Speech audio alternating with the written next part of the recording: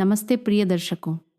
1988 में जब पड़ोसी देश में गृहयुद्ध अपने अंतिम चरण में था, भारतीय शांति सेना के जवान अभी भी उस देश को क्रूर शासन से बचाने के लिए दिन रात लड़ रहे थे। उनमें से एक था आरव, एक 28 वर्षीय युवा जो अपने कर्तव्य और साथियों के प्रति पूरी तरह समर्पित था। सरहदपुर प्रांत से गुजरते हुए उसकी टुकड़ी एक छोटे से गांव में रुकी। वहां उसकी मुलाकात प्रिया से हुई, जो एक खूबसूरत स्थानीय लड़की थी जिसके लंबे काले बाल और सौम्य मुस्कान थी। युद्ध में अपना पूरा परिवार खो देने के बाद प्रिया अकेली रह रही थी और अक्सर भारतीय सैनिकों के लिए खाना बनाकर और घायलों की देखभाल करके उनकी मदद करती थी। भाषा और संस्कृति के अंतर के बावजूद आरव और प्रिया जल्द ही करीब आ गए। वे एक दूसरे से अपनी जवानी और शांति में रहने के सपनों के बारे में बातें करते थे। प्रिया की सच्चाई और आरव की दयालुता ने दोनों के बीच प्यार जगा दिया, लेकिन युद्ध ने उनकी खुशी को ज्यादा दिन टिकने नहीं दिया।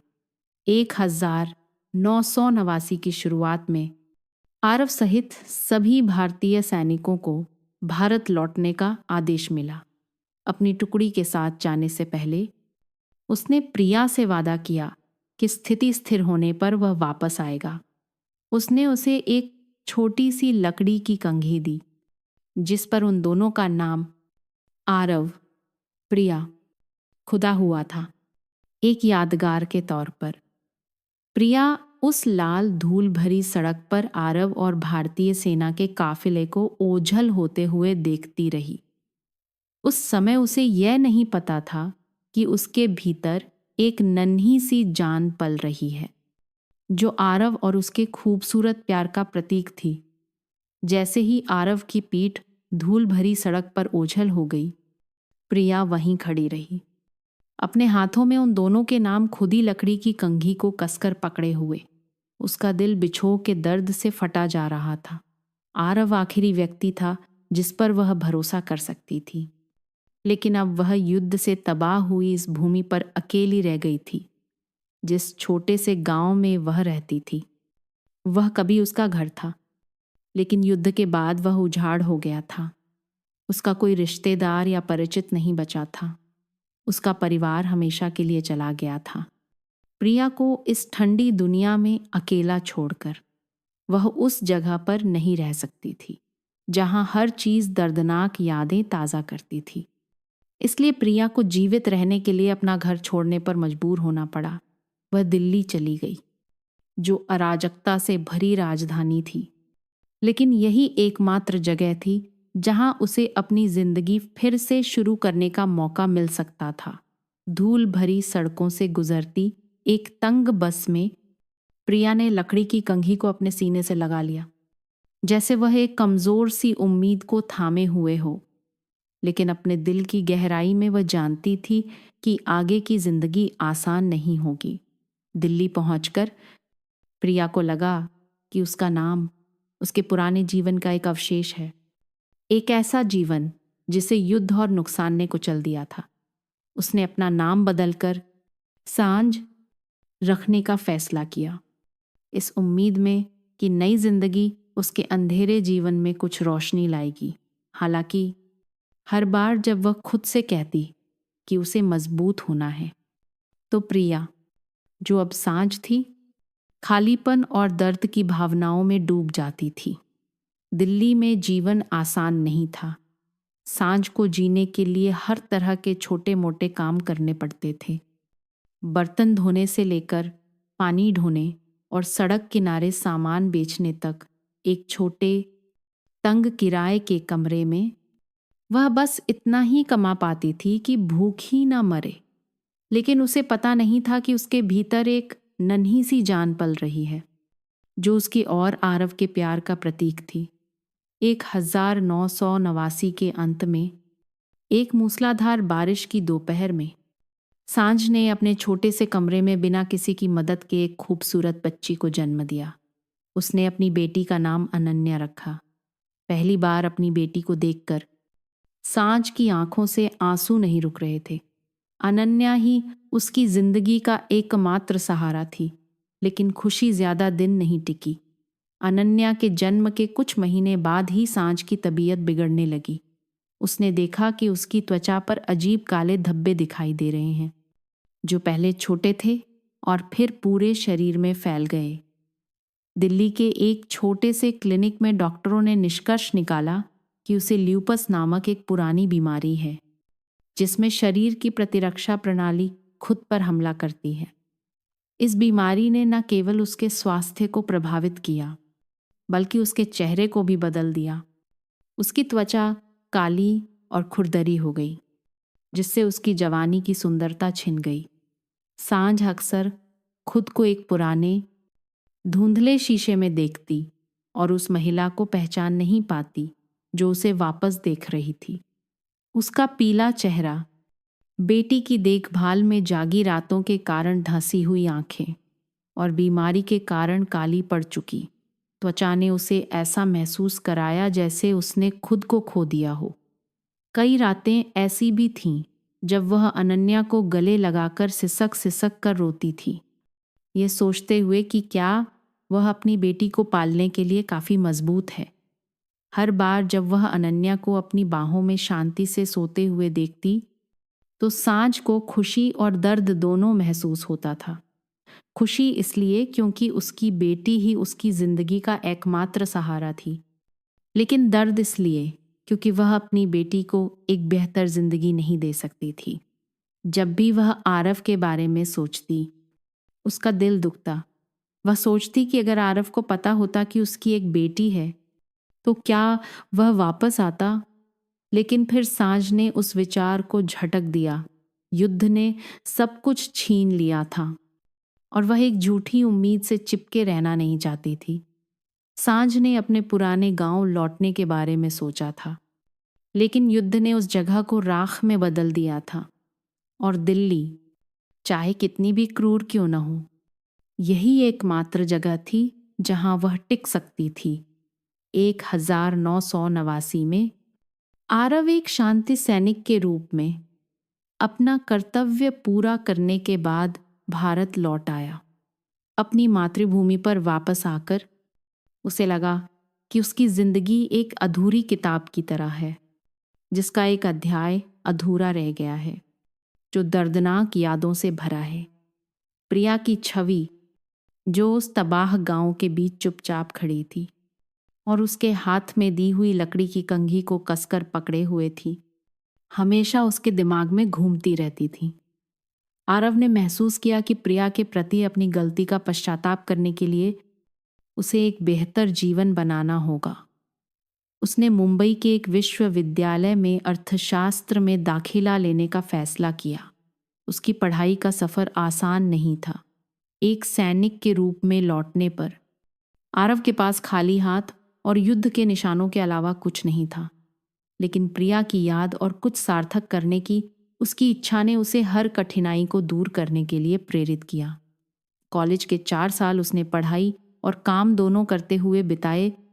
बोझा ढोने से लेकर रेस्तरां में सेवा करने और ट्यूशन पढ़ाने तक हर काम किया। कई रातें अपने तंग किराए के कमरे में आरव अकेले बैठकर अंधेरे आकाश को देखता।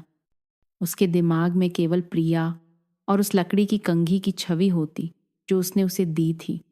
उसने वापस आने का वादा किया था और विदाई के दिन कहे गए उसके शब्द एक ऐसे घाव की तरह उसके मन में गूंजते रहे जो कभी नहीं भरा। स्नातक होने के बाद आरव ने एक आयात निर्यात कंपनी में काम करना शुरू कर दिया। अपनी कड़ी मेहनत और बुद्धिमत्ता से वह जल्दी ही तरक्की कर गया। 2000 के दशक की शुरुआत तक आरव मुंबई में एक सफल व्यवसायी बन गया था, जिसकी लकड़ी के आयात निर्यात में विशेषज्ञता वाली अपनी कंपनी थी। लेकिन इतनी सफलता के बावजूद उसका दिल खाली था। हर रात अपने बड़े से कमरे में वह अब भी सोचता, प्रिया, तुम अब कहाँ हो? क्या तुम्हारे पास अभी भी वह कंघी है? समय के साथ प्रिया की यादें फीकी नहीं पड़ी। आरव ने प्यार करने की कोशिश की और एक महिला से सगाई भी की, लेकिन कुछ भी काम नहीं आया। प्रिया की छवि हमेशा उसे उस अधूरे प्यार की याद दिलाती रही जिसे वह एक विदेशी भूमि में पीछे छोड़ आया था। 2005 में पड़ोसी देश की एक व्यावसायिक यात्रा के दौरान आरव ने प्रिया को खोजने के लिए सरहदपुर प्रांत लौटने का फैसला किया। वह उसी पुराने गांव में लौटा जहां उनके खूबसूरत लेकिन छोटे प्यार की शुरुआत हुई थी। लेकिन वहां पहुंचकर उसने महसूस किया कि गांव बहुत बदल गया है। युद्ध ने परिचित निशान मिटा दिए थे। धूल भरी लाल सड़कें अब जंगली घास से ढकी हुई थीं और छोटा सा लकड़ी का घर जहां प्रिया रहती थी अब केवल एक खंडहर था। आरव ने गांव भर में घूमकर बूढ़े लोगों से प्रिया के बारे में पूछा, लेकिन कोई नहीं जानता था कि वह कहाँ है। कुछ को अस्पष्ट रूप से याद था कि एक युवा लड़की यहाँ रहती थी, लेकिन युद्ध समाप्त होने के बाद वह बिना कोई निशान छोड़े चली गई थी। उसका कोई रिश्तेदार नहीं था। शायद वह शहर चली गई होगी, एक व्यक्ति ने उसे बताया। आरव उस राख के ढेर के सामने चुपचाप खड़ा रहा जो कभी प्रिया का घर था। उसका दिल पश्चाताप और लाचारी की भावना से सिकुड़ गया। उसने खुद को अपना वादा न निभाने के लिए कोसा, प्रिया को इस कठोर दुनिया का अकेले सामना करने के लिए छोड़ने के लिए कोसा। आरव दिल्ली भी गया। उसने प्रिया की तलाश जारी रखी। हर गली मोहल्ले में छानबीन की, बाजारों और रेस्तरां में पूछताछ की, लेकिन सब व्यर्थ रहा। अंत में आरव को अपने दिल में भारी दर्द लिए भारत लौटना पड़ा। मुंबई वापस जाते समय विमान में उसने खुद से कहा, प्रिया, तुम जहां भी हो, मुझे उम्मीद है कि तुम अच्छी तरह से हो। मैं तुम्हें ढूंढना जारी रखूंगा, चाहे इसमें पूरी जिंदगी क्यों न लग जाए। 2007 में दिल्ली के एक गरीब मोहल्ले में सांझ और अनन्या के छोटे से घर में दुर्लभ हंसी गूंज रही थी। अनन्या को अभी खुशखबरी मिली थी। उसने भारत के मुंबई शहर के एक विश्वविद्यालय से पूरी छात्रवृत्ति जीती थी। यह न केवल उस युवा लड़की की बल्कि उस माँ की भी वर्षों की अथक मेहनत का परिणाम था, जिसने अपनी बेटी को पालने के लिए अपना सब कुछ लगा दिया था। सांझ चुपचाप अपनी बेटी को खुशी से हंसते हुए देख रही थी। उसका दिल गर्व से भर गया था, लेकिन थोड़ी चिंता भी थी। वह जानती थी कि अनन्या बड़ी हो गई है, एक नई यात्रा के लिए तैयार है, लेकिन एक माँ के रूप में वह अपनी बेटी के एक अलग देश में अकेले रहने के विचार से चिंतित थी। अनन्या, मुझे विश्वास है कि तुम ये कर लोगी। तुम मुझसे बहुत ज्यादा मजबूत हो, सांझ ने अपनी बेटी को गले लगाते हुए कहा। उसकी आवाज भर्रा गई। अनन्या मुस्कुराई। उसकी आंखें चमक रही थीं। माँ, मैं वादा करती हूं कि मैं आपको निराश नहीं करूंगी। मैं अच्छी तरह से पढ़ाई करूंगी और एक दिन मैं आपको एक बहुत सुंदर घर में रहने के लिए ले जाऊंगी। अपनी बेटी को हाथ में प्रवेश पत्र के साथ खुश देखकर सांझ को अपने संघर्ष के वर्षों की याद आ गई। जिस दिन आरव गया वह केवल 20 साल की थी, अपने भीतर एक जीवन लिए हुए जिसे वह खुद नहीं जानती थी कि कैसे बचाना है। दिल्ली जाने के बाद सांझ ने अपना नाम बदल लिया, एक नया नाम, एक नई जिंदगी शुरू करने और उस दर्दनाक अतीत को दफनाने के लिए जिसके बारे में वह नहीं चाहती थी कि कोई, यहाँ तक कि उसकी बेटी भी जाने। शहर में जीवन आसान नहीं था। कोई नौकरी नहीं, कोई रिश्तेदार नहीं। सांझ को जीवित रहने और अपनी बेटी को पालने के लिए हर तरह के कठिन काम करने पड़े। बर्तन धोने और सफाई से लेकर सड़क किनारे सामान बेचने तक उसने अपनी पूरी ताकत से सब कुछ किया।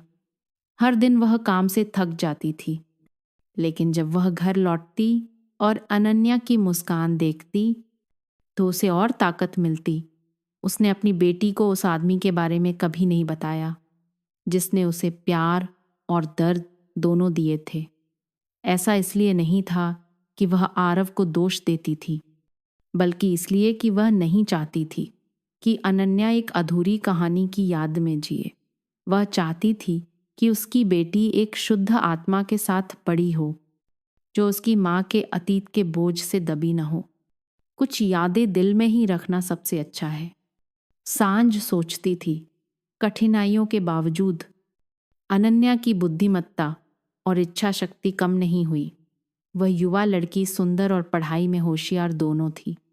हमेशा हाई स्कूल के दौरान अपनी कक्षा में प्रथम आती थी।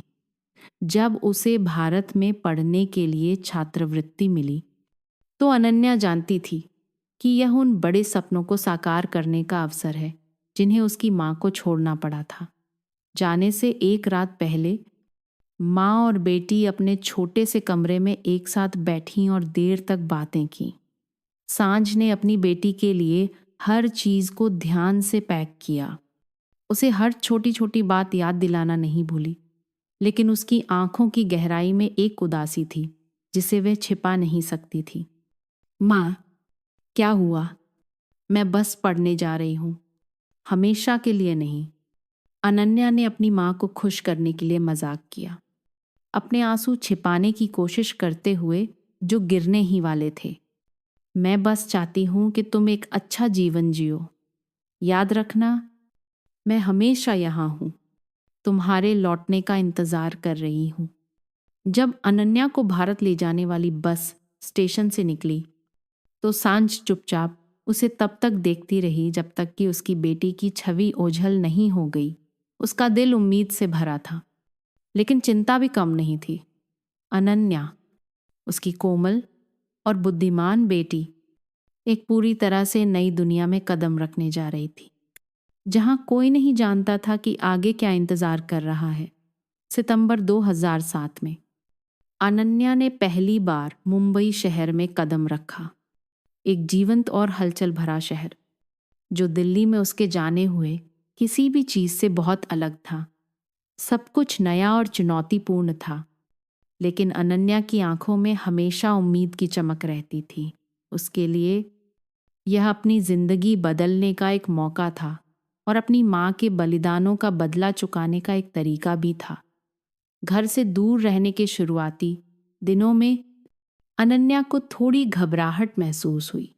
उसे एक नए माहौल, एक अलग भाषा और अलग अलग लोगों के साथ घुलना मिलना सीखना पड़ा।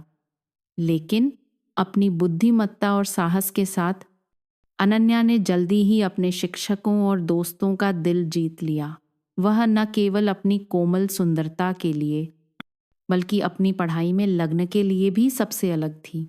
हालांकि अपने दिल की गहराई में वह अब भी अपनी माँ को याद करती थी। हर रात अनन्या अपनी माँ सांझ को फोन करके उसे अपने नए जीवन के बारे में बताती। अजीबोगरीब व्यंजनों से लेकर उन भीड़ भाड़ वाली सड़कों तक जिनसे उसे हर दिन गुजरना पड़ता था। सांझ बस सुनती, मुस्कुराती और अपनी बेटी को अपने स्वास्थ्य का ध्यान रखने की याद दिलाती। लेकिन उन फोन कॉल्स के पीछे वह चुपचाप रोती, अपनी बेटी को याद करती और उसकी हर छोटी बड़ी बात की चिंता करती। एक दिन जिस विश्वविद्यालय में अनन्या पढ़ती थी, उसने अर्थशास्त्र के छात्रों के लिए एक संगोष्ठी का आयोजन किया। यह एक महत्वपूर्ण कार्यक्रम था जिसमें कई सफल व्यवसायी अपने अनुभव साझा करने के लिए आए थे। मेहमानों की सूची में एक विशेष नाम था, आरव सिंह, एक प्रसिद्ध व्यवसायी जो मुंबई में एक बड़े समूह के संस्थापक और सीईओ थे। उस दिन अनन्या बहुत जल्दी उठी, अपनी सफेद वर्दी में बड़े करीने से तैयार हुई। वह संगोष्ठी में भाग लेने के लिए उत्साहित थी, सफल लोगों से सीखने की उम्मीद कर रही थी। जब वह बड़े सभागार में दाखिल हुई तो उसने एक गंभीर और पेशेवर माहौल महसूस किया। आरव मंच पर आत्मविश्वास और करिश्मे के साथ दिखाई दिए। अपने 40वें दशक में उन्होंने अभी भी अपनी शान बरकरार रखी थी। उनके बाल थोड़े भूरे थे और उनकी आंखें चमकदार थीं। उद्यमिता की अपनी यात्रा और सफलता के पाठों पर उनके भाषण ने सभी को मंत्रमुग्ध कर दिया। अपने भाषण के दौरान आरव की नज़र सामने की पंक्ति में बैठी एक युवा लड़की पर पड़ी। उसकी आंखें चमक रही थीं, ध्यान और सीखने की इच्छा से भरी हुई थीं। उस लड़की में कुछ ऐसा था जो उसे अजीब तरह से परिचित लगा, जैसे वह उससे पहले कहीं मिल चुका हो, लेकिन उसे याद नहीं आ रहा था। संगोष्ठी के बाद अनन्या हिम्मत करके आरव से कुछ सवाल पूछने के लिए आगे बढ़ी, जिनके बारे में वह अभी भी अनिश्चित थी। युवा लड़की ने विनम्रता से सिर झुकाया। उसकी आवाज़ नरम लेकिन आत्मविश्वास से भरी थी। सर, मैं आपकी कहानी से बहुत प्रभावित हूँ। मैं पूछना चाहती थी कि जब असफलता का सामना करना पड़े तो खुद पर विश्वास कैसे बनाए रखें। आरव उस लड़की की परिपक्वता और बुद्धिमत्ता से आश्चर्यचकित था। उसने लगन से जवाब दिया। उससे उसकी परिस्थितियों और इस विषय को चुनने के कारण के बारे में कुछ सवाल पूछना नहीं भूला। जब उसे पता चला कि वह पड़ोसी देश से एक अंतर्राष्ट्रीय छात्रा है, तो वह और भी उत्सुक हो गया। तुम्हारा नाम क्या है? आरव ने पूछा। जी, मेरा नाम अनन्या है। मैं दिल्ली से हूँ। उस नाम ने आरव को एक पल के लिए चौंका दिया। एक धुंधली याद उसके दिमाग में कौंधी, लेकिन उसने जल्दी से उसे झटक दिया। वह अपनी व्यक्तिगत भावनाओं को बातचीत पर असर नहीं डालने देना चाहता था। बहुत सुंदर नाम है। मुझे विश्वास है कि तुम्हारी बुद्धिमत्ता और प्रयास से तुम सफल होगी, आरव ने एक गर्मजोशी भरी मुस्कान के साथ कहा। उस दिन से आरव और अनन्या संपर्क में रहने लगे। वह अक्सर उसे अध्ययन सामग्री भेजता और कभी कभी उसे अपने ज्ञान का विस्तार करने के लिए अन्य संगोष्ठियों में आमंत्रित करता। आरव के लिए अनन्या एक बहुत ही होनहार युवा लड़की थी और वह उसके विकास में मदद करना चाहता था। अनन्या के लिए उसने आरव से विशेष ध्यान महसूस किया। वह सिर्फ एक शिक्षक नहीं था, बल्कि एक पिता की तरह था, जो हमेशा सुनने और बहुमूल्य सलाह देने के लिए तैयार रहता था। हर बार जब वह आरव से बात करती तो उसे और भी करीब महसूस होता, जैसे उनके बीच कोई अदृश्य बंधन हो। धीरे धीरे आरव ने महसूस किया कि अनन्या के साथ रहने पर उसके मन में अजीब भावनाएं आने लगी हैं। यह सिर्फ एक शिक्षक की अपने छात्र के प्रति चिंता नहीं थी, बल्कि एक गर्मजोशी और परिचितता की भावना थी जिसे समझना मुश्किल था। हर बार जब वह उसे मुस्कुराते हुए देखता तो उसे ऐसा लगता जैसे उसे अपनी खोई हुई याद का एक हिस्सा मिल गया हो। अनन्या के लिए उसने भी महसूस करना शुरू कर दिया कि वह अक्सर आरव के बारे में सोचती है। उम्र के अंतर के बावजूद उसकी परिपक्वता, गर्मजोशी और संवेदनशीलता ने उसे सुरक्षित और संरक्षित महसूस कराया। हालांकि दोनों ने अपनी भावनाओं को दबाने की कोशिश की।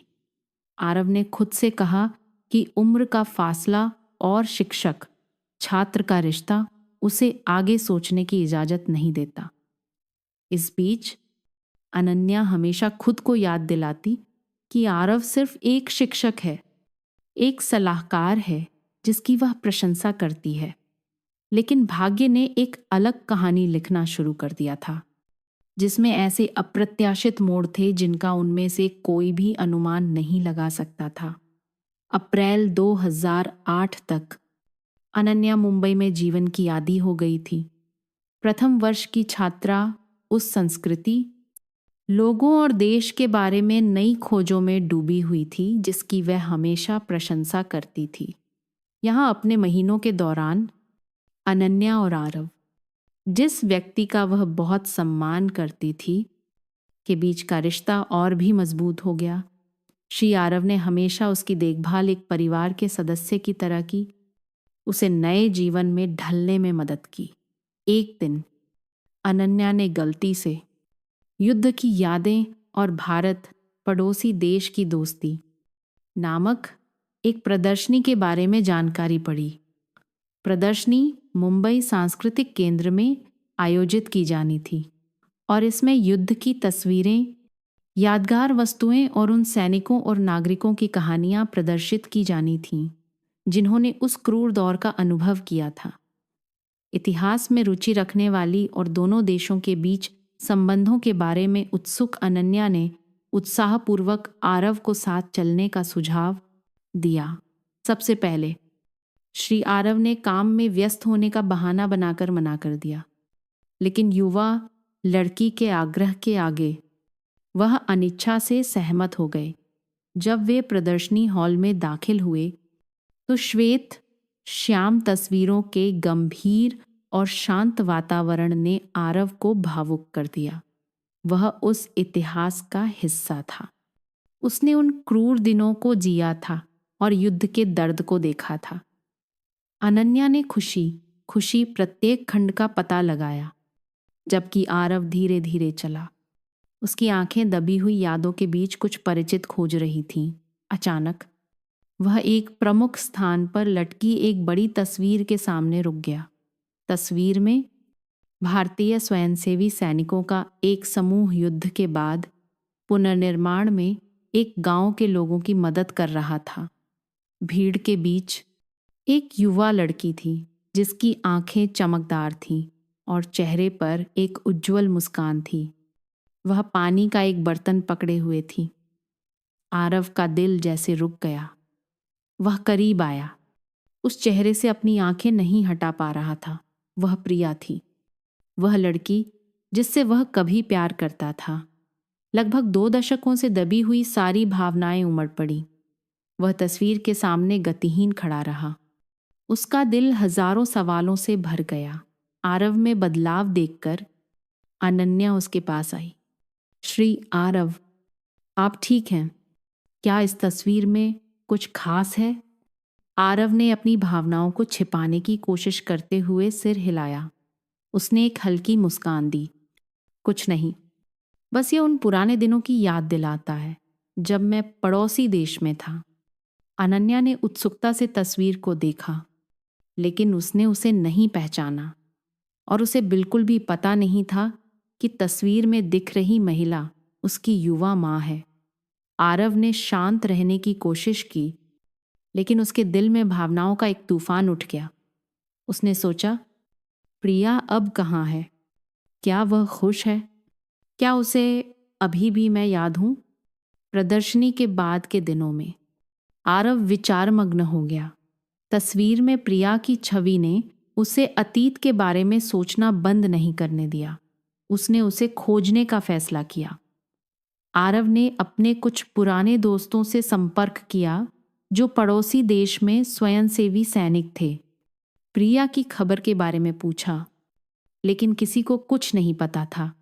उसने पूर्व स्वयंसेवी सैनिकों की मदद करने वाले संगठनों और भारत में पड़ोसी देश के समुदाय के माध्यम से भी खोजने की कोशिश की, लेकिन कोई सुराग नहीं मिला।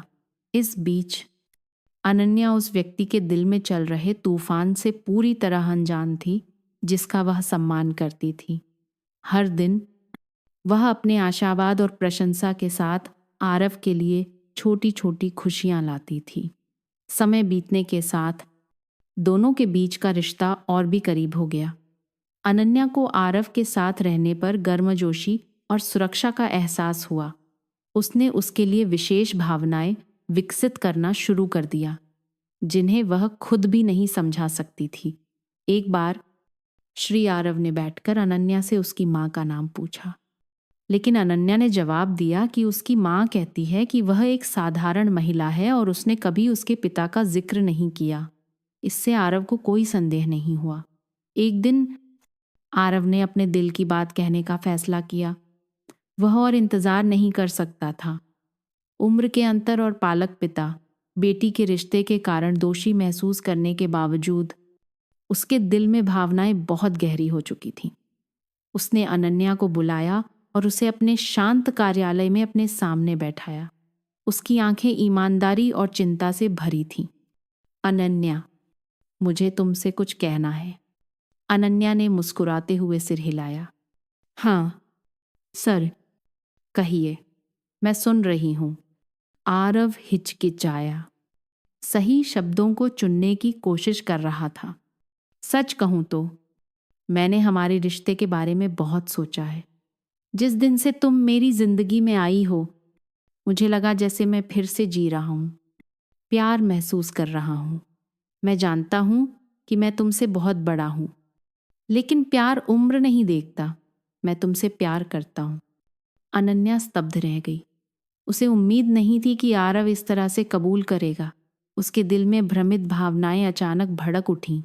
आरव ने सीधे उसकी आंखों में देखा, उसके जवाब का इंतजार कर रहा था। श्री आरव, उसकी आवाज कांप रही थी। मुझे मुझे नहीं पता, मुझे समय चाहिए। आरव ने उस पर दबाव नहीं डाला। वह जानता था कि यह उन दोनों के लिए एक बड़ा फैसला है, लेकिन अपने दिल की गहराई में उसे विश्वास था कि उनका प्यार सभी बाधाओं को पार कर लेगा। समय बीतने के साथ अनन्या ने महसूस किया कि आरव के लिए उसकी भावनाएं केवल सम्मान नहीं थीं। उसे लगा कि वह वास्तव में उससे प्यार करती है। दोनों ने भविष्य के लिए योजनाएं बनाना शुरू कर दिया। आरव ने एक साधारण लेकिन आरामदायक शादी का प्रस्ताव रखा। वह आधिकारिक तौर पर अनन्या को अपनी जिंदगी में लाना चाहता था, उस पत्नी के रूप में जिसकी वह देखभाल करेगा और प्यार करेगा। अनन्या बहुत हिचकिचाहट के बावजूद अंत में मान गई। उन्होंने मुंबई में एक छोटी सी शादी समारोह आयोजित करने की योजना बनाई, फिर अनन्या को उसकी मां से मिलवाने के लिए पड़ोसी देश ले जाने की। आरव अभी भी नहीं जानता था कि जिस महिला को वह वर्षों से ढूंढ रहा था, वह उसी लड़की की असली मां थी जिससे वह शादी करने वाला था। दिसंबर 2008 में मुंबई साल के अंतिम दिनों की हलचल में प्रवेश कर चुका था। जगमगाती रोशनी ने सड़कों को ढक दिया था। अनन्या और आरव भी अपनी शादी की तैयारियों में व्यस्त थे। उन्होंने एक छोटा आरामदायक हॉल किराए पर लिया था, जिसमें केवल आरव के करीबी दोस्तों और सहकर्मियों को आमंत्रित किया गया था। अनन्या को एक शुद्ध सफेद शादी की पोशाक में देखकर आरव खुशी से भर गया। उसके लिए वह न केवल उसका वर्तमान प्यार थी, बल्कि अकेलेपन के वर्षों के बाद उसके जीवन को बचाने वाली रोशनी भी थी। अनन्या के लिए खुश होने के बावजूद उसका दिल अभी भी बेचैन था। आरव के लिए उसका प्यार उम्र की सभी बाधाओं को पार कर गया था, लेकिन कभी कभी उसे कुछ अस्पष्ट सा महसूस होता था, जैसे कि उसकी जीवन कहानी का एक टुकड़ा अभी भी गायब था। दिल्ली में सांझ प्रिया का नया नाम को अपनी बेटी से शादी का निमंत्रण मिला। पत्र में अनन्या ने लिखा था कि उसे भारत में अपना सच्चा प्यार मिल गया है और वह चाहती है कि उसकी माँ उसे आशीर्वाद देने के लिए मौजूद हो। सांझ इतनी भावुक हो गई कि उसकी आंखों से आंसू छलक पड़े। वर्षों से वह हमेशा चिंतित रहती थी कि वह अपनी बेटी को एक पूरा परिवार नहीं दे सकती, लेकिन अब अनन्या को बड़ा होते और खुशी पाते देखकर उसे लगा जैसे उसके दिल से एक बोझ उतर गया हो। उसने भारत जाने का फैसला किया, अपने साथ अपने पहले प्यार की एकमात्र यादगार लकड़ी की कंघी लेकर, अपनी बेटी के लिए एक आशीर्वाद के रूप में। उसके मन में आरव की छवि वर्षों से धुंधली हो गई थी और उसने कभी नहीं सोचा था कि वह उससे फिर से मिल सकती है। शादी का दिन आखिरकार आ ही गया। हॉल को फूलों और रोशनी से शानदार ढंग से सजाया गया था। आरव एक सुरुचिपूर्ण सूट में था और अनन्या एक शुद्ध सफेद शादी की पोशाक में बहुत खूबसूरत लग रही थी। मेहमान एक एक करके आशीर्वाद देने आए। आरव दरवाजे पर खड़ा होकर हर एक का मुस्कुराकर स्वागत कर रहा था। अचानक उसकी आंखें एक महिला को प्रवेश करते देख जम गईं। वह सांझ थी। आरव को अपनी आंखों पर विश्वास नहीं हुआ। उसका चेहरा, हालांकि उस भयानक बीमारी के कारण बदल गया था, फिर भी उसने उसे तुरंत पहचान लिया। उसका दिल बैठ गया। प्रिया, क्या ये वही है? सांझ भी दूल्हे को पहचानकर स्तब्ध रह गई। लगभग 20 साल पहले की यादें एक बाढ़ की तरह वापस आ गईं। उसकी आंखें आश्चर्य और दर्द से चौड़ी हो गईं। आरव, तुम हो? दोनों एक दूसरे को अविश्वास में देखते रहे। कोई एक शब्द भी नहीं बोल पा रहा था। मुख्य समारोह के बाद जब मेहमान अपनी सीटों पर बैठ गए थे, सांझ अचानक मुख्य मेज के पास आई। उसके हाथ में वही लकड़ी की कंघी थी जो आरव ने उसे पड़ोसी देश छोड़ने से पहले दी थी। क्या तुम्हें यह कंघी याद है, आरव? उसकी आवाज़ कांप रही थी। उसकी आंखें आंसुओं से भरी थीं। आरव ने कंघी को घूर कर देखा, फिर हकलाया, यह कंघी, ये तुम्हारे पास कैसे है? क्या क्या तुम ही प्रिया हो? आरव के बगल में बैठी अनन्या भी अपनी माँ और उस आदमी को देखकर चौंक गई जिससे वह प्यार करती थी। माँ, श्री आरव, आप दोनों एक दूसरे को जानते हैं। सांझ फूट फूट कर रो पड़ी। वह खुद को और नहीं रोक सकी। अनन्या, श्री आरव ही वह आदमी है जिनसे मैं कभी प्यार करती थी। वह तुम्हारे असली पिता हैं। उसके शब्द बिजली की तरह गिरे।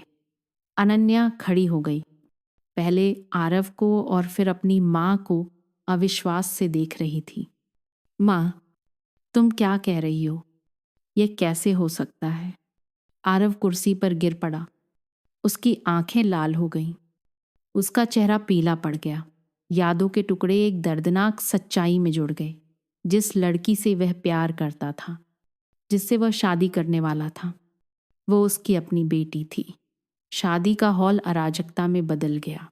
मेहमान फुसफुसाने लगे, लेकिन उनके पास की सभी आवाजें उन तीनों के दिमाग में गायब हो गईं। अनन्या चिल्लाई। आंसू बह रहे थे। क्यों? माँ, तुमने मुझे पहले क्यों नहीं बताया? मैं इस स्थिति में क्यों पड़ गई? सांझ सिसकते हुए अपनी बेटी के सामने घुटनों के बल बैठ गई।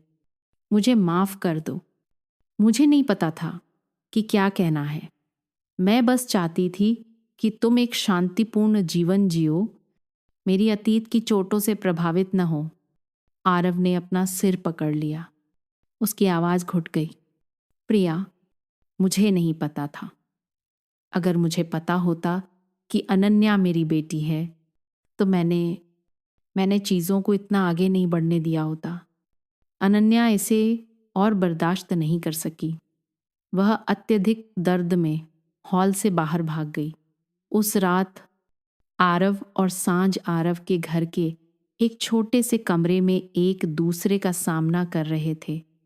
दोनों दर्द और पीड़ा से थक चुके थे। यह सब कैसे हो गया?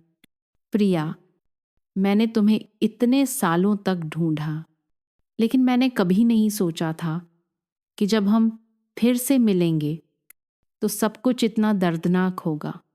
आरव ने कहा। उसकी आवाज़ रोने से कर्कश हो गई थी। मैंने कभी नहीं सोचा था कि मैं तुमसे फिर मिलूंगी। आरव, मैंने तुम्हें भूलने की कोशिश की, अपनी बेटी के लिए एक नई जिंदगी बनाने की कोशिश की, लेकिन भाग्य ने हमारे साथ मजाक किया। सांझ ने अपना सिर झुकाकर कहा। उसकी आवाज़ घुट गई। अनन्या से सच्चाई छिपाकर मैंने गलती की, लेकिन मैं अपनी बेटी को कैसे बता सकती थी कि वह युद्ध के दौरान एक अधूरे प्यार का परिणाम है। आरव ने खिड़की से बाहर देखा। उसका दर्द सिर्फ टूटे हुए प्यार का नहीं था, बल्कि यह महसूस करने की लाचारी का भी था कि उसने अनजाने में अपनी ही बेटी को चोट पहुंचाई है। इस बीच अनन्या अपने छोटे से कमरे में अकेली रो रही थी। वह इस सच्चाई को स्वीकार नहीं कर सकती थी। जिस आदमी से वह प्यार करती थी, जिसकी वह प्रशंसा करती थी, वह उसका असली पिता था। उसके अंदर की भावनाएं दर्द, आक्रोश और लाचारी के बीच उलझी हुई थीं। अगली सुबह सांझ ने अनन्या को वापस पड़ोसी देश ले जाने का फैसला किया। वह जानती थी कि केवल समय और दूरी ही सभी के दर्द को कम कर सकती है। जाने से पहले सांझ ने आरव के लिए एक पत्र छोड़ा। पत्र में उसने लिखा, आरव, मुझे और हमारी बेटी को प्यार करने के लिए धन्यवाद, लेकिन शायद भाग्य ने हमें साथ रहने की अनुमति नहीं दी। मैं तुमसे इतने सालों तक सब कुछ छिपाने के लिए माफ़ी मांगती हूँ, और मैं अपनी मूर्खता के लिए भी तुमसे माफ़ी मांगती हूँ। समय को इस घाव को भरने दो। आरव ने पत्र पढ़ा। आंसू उसके गालों पर लुढ़क रहे थे।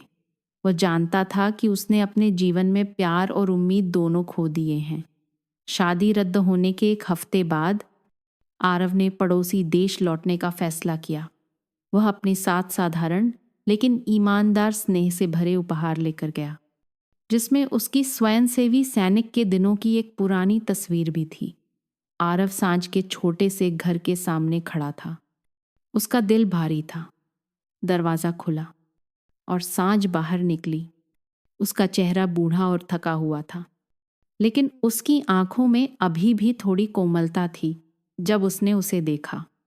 आरव, तुम यहाँ क्या कर रहे हो? उसकी आवाज़ आश्चर्य और संयम दोनों के साथ रूखी थी। मैं माफ़ी मांगने आया हूँ, प्रायश्चित करने आया हूँ। मैं तुम्हारे और हमारी बेटी के अस्तित्व के बारे में न जानकर गलत था, लेकिन मैं अब पश्चाताप में नहीं जीना चाहता। आरव ने अपनी जेब से पुरानी तस्वीर निकाली। उसके हाथ कांप रहे थे। यह सब कुछ है जो मैंने उन दिनों से बचा कर रखा है। मैं समय को पीछे नहीं कर सकता, लेकिन मैं अपने पास जो कुछ भी है उसके साथ तुम्हारे और अनन्या के लिए सब कुछ ठीक करना चाहता हूँ। तस्वीर देखकर पुरानी यादें सांझ के मन में उमड़ पड़ी। उसकी आंखों से आंसू बहने लगे, न केवल अतीत के दर्द के लिए, बल्कि आरव की आंखों में ईमानदारी के लिए भी। तुम जानते हो, तुम्हारे भारत लौटने से ठीक पहले मुझे पता चला कि मैं तुम्हारे बच्चे की माँ बनने वाली हूँ। लेकिन आखिरकार मैं समझ गई कि युद्ध ने हमें कोई विकल्प नहीं दिया। मैं अपनी बेटी को पालने के लिए जीती रही, और मुझे बस इतना ही करना था। उस मुलाकात के बाद आरव तुरंत भारत नहीं लौटा। उसने सांझ और उसकी बेटी की मदद करने के लिए कुछ समय दिल्ली में रहने का फैसला किया। शुरू में अनन्या आरव से बचती रही। वह उस चोट को आसानी से माफ नहीं कर सकती थी जिसका उसने अनुभव किया था, लेकिन हर दिन आरव अपनी बेटी को प्रोत्साहित करने, उस संदर्भ का विश्लेषण करने के लिए आता था जब वह और उसकी माँ युद्ध की परिस्थितियों में मिले और प्यार में पड़े। धीरे धीरे उसके छोटे छोटे कार्यों ने उसके दिल को छू लिया। उन दयालु शब्दों ने अनन्या को एहसास दिलाया कि देर से ही सही, लेकिन आरव वास्तव में उसे एक पिता के प्यार से प्यार करता था। पड़ोसी देश में फिर से मिलने के बाद श्री आरव ने सांझ और उसकी बेटी को भारत लाने के लिए कानूनी प्रक्रियाएं पूरी कीं। वह उन नुकसानों की भरपाई करना चाहता था जो सांझ और अनन्या ने 2 दशकों से अधिक समय तक सहे थे। न केवल अपनी बेटी के लिए, आरव ने सांझ की मदद करने की भी कोशिश की। वह उसे भारत के सबसे अच्छे अस्पताल में ले गया ताकि उस भयानक बीमारी का इलाज किया जा सके जिसने उसे इतने सालों तक दर्द दिया था। उस दौरान आरव हमेशा उसके बिस्तर के पास रहता, उसकी देखभाल वैसे ही करता जैसे वह अपनी जवानी में चाहता था। एक बार जब सांझ एक सर्जरी के बाद जागी तो उसने आरव को बिस्तर के बगल में सोते हुए पाया। उसका हाथ अभी भी उसका हाथ कसकर पकड़े हुए था। आरव, तुम्हें यह सब करने की जरूरत नहीं है, मुझे करने की जरूरत है। तुमने अपनी पूरी जवानी मेरे और हमारी बेटी के लिए कुर्बान कर दी। यही एकमात्र तरीका है जिससे मैं प्रायश्चित कर सकता हूँ। सांझ धीरे से मुस्कुराई। कई सालों में पहली बार उसकी मुस्कान में उदासी नहीं थी। श्री आरव ने धीरे से सिर हिलाया। उसकी आंखें आंसुओं से भरी थीं।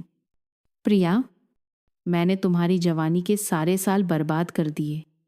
मैं उन वर्षों को वापस नहीं ला सकता, लेकिन मैं निश्चित रूप से अब से लेकर जीवन के अंत तक तुम्हारी देखभाल करूंगा। तुमने बहुत सहा है। उन शब्दों ने सांझ को रुला दिया। वह समझ गई कि उसके दिल में पश्चाताप वास्तविक था और उसके लिए उसकी भावनाएं इतने सालों के अलगाव के बाद भी वैसी ही थीं।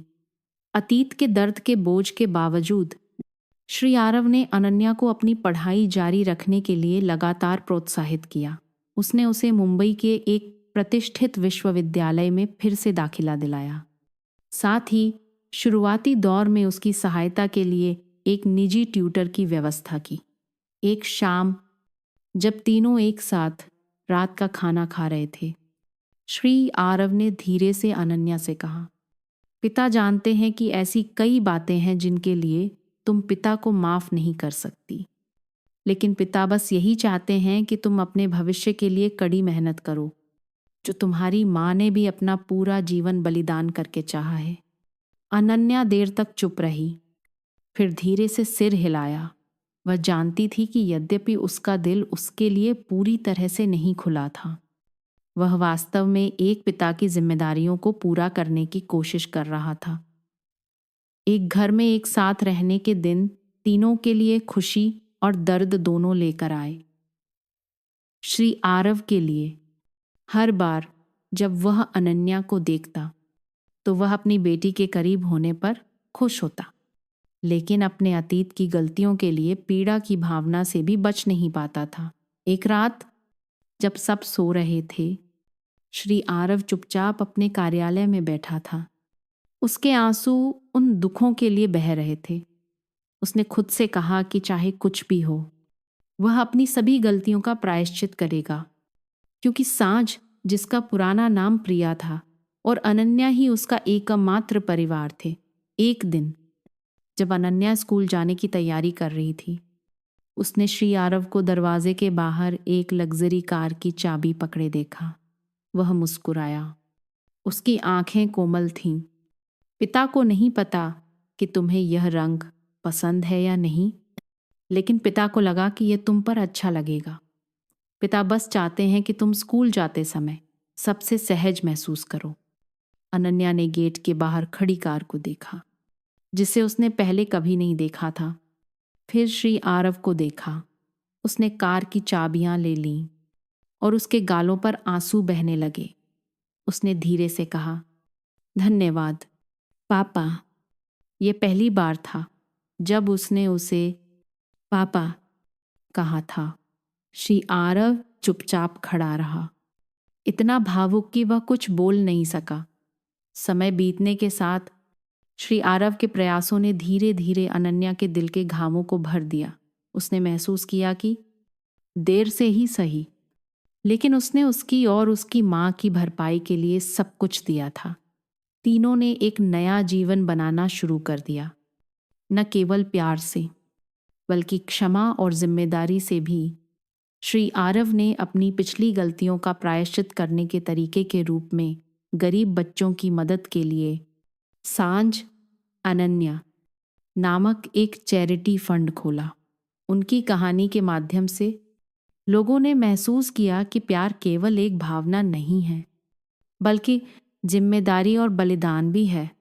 और कभी कभी देर से ही सही, सच्चा पश्चाताप अभी भी चमत्कार कर सकता है, जिससे लोगों को खोई हुई खुशी फिर से मिल सकती है। यह प्रेम, करुणा और क्षमा की कहानी का अंत भी है। श्री आरव, सांझ और अनन्या की मार्मिक कहानी केवल उन लोगों की त्रासदी नहीं है जो भटक गए थे, बल्कि प्रेम, जिम्मेदारी और क्षमा के बारे में एक गहरा सबक भी है। हम देखते हैं कि यद्यपि जीवन लोगों को ऐसी गलतियों में धकेल सकता है जिन्हें सुधारा नहीं जा सकता, जब तक एक सच्चा दिल है जो प्यार करना और प्रायश्चित करना जानता है, तब तक रोशनी सबसे अंधेरे कोनों को भी रोशन कर सकती है।